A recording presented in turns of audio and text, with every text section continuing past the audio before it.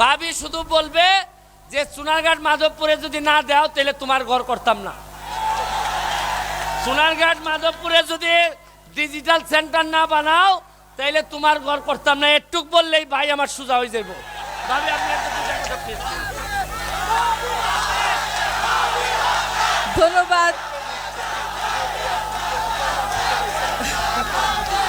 ধন্যবাদ হবিগঞ্জের মাধবপুর চুনারুঘাটের মানুষদের প্রতি আমি আমার কৃতজ্ঞতা ধন্যবাদ জ্ঞাপন করছি।